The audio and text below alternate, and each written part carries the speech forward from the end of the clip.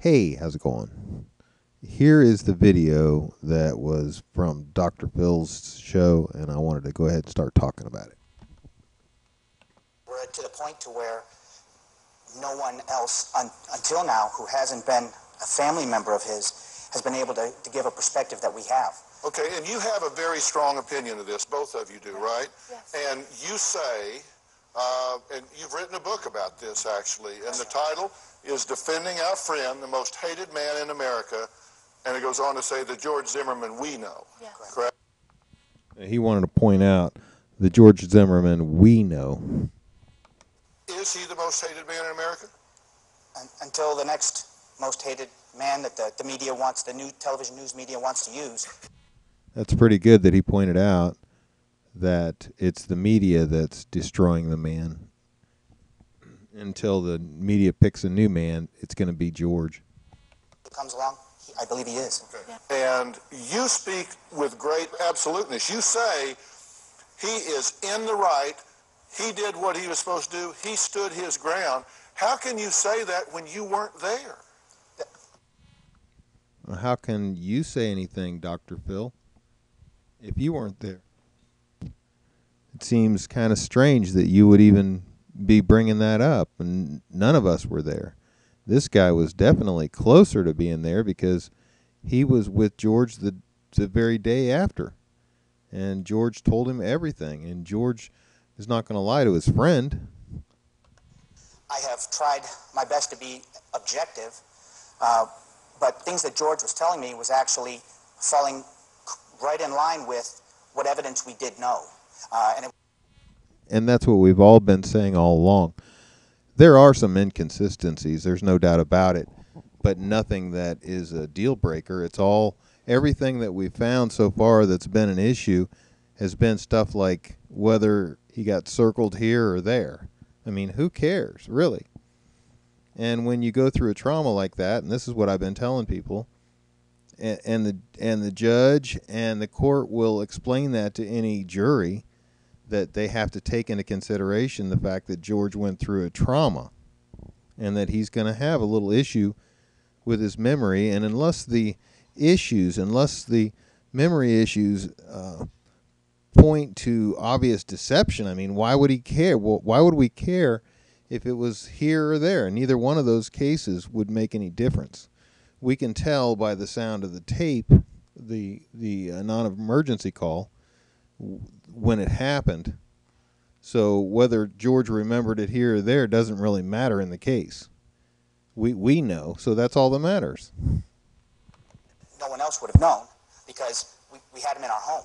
I mean, from the night of the shooting, he was in our presence.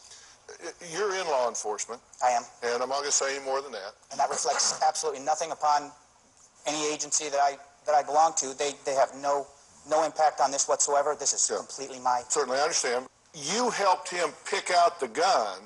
Yes, sir. Okay, there was a cut right there in the tape where he stopped the tape. So this guy obviously doesn't know, whatever he was got to talk about got cut out of the show. So just so we know that Dr. Phil, in the end of this show, we're not going to hear it tonight, but on a future tape that I'll be making about it, I will be explaining, and you'll hear him give this guy an opportunity to say that he was treated fairly, that he got to say everything he wanted to say. Doesn't mean it got aired, and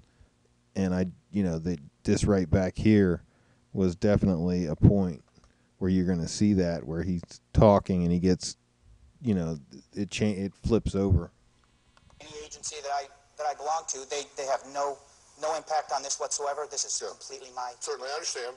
You helped him pick out the gun. Yes, sir. That he ultimately shot and killed Trayvon Martin with. Yes, sir.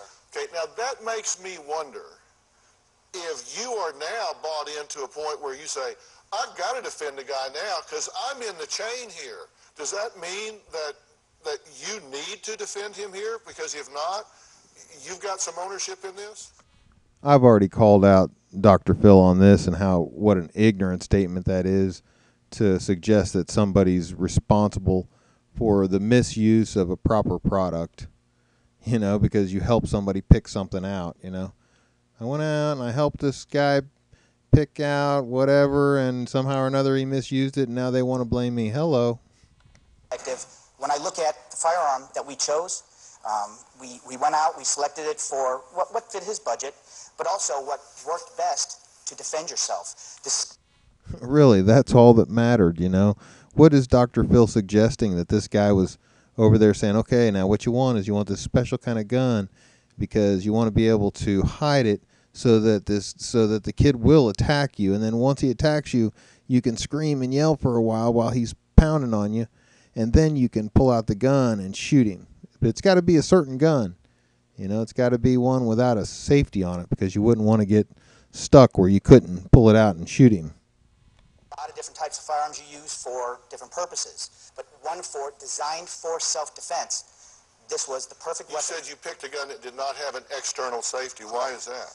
If you happen to be in a face-to-face scuffle, a fight that happens to go to the ground and it's a life or death struggle, to be able to draw your weapon and then have another process involved to actually take the safety off.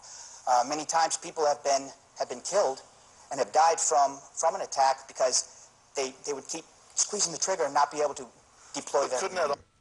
That makes pretty good sense to me. Couldn't you just see it? A woman's being attacked in her home, and she reaches over and grabs the family gun, and she's got the gun in the guy's face, and he's trying to kill her with a knife, and the guy looks at her. He knows he's had. She pulls the trigger. Nothing. And then she's fumbling. Well, of course, he's got a little more upper body strength, so guess who's going to win that battle?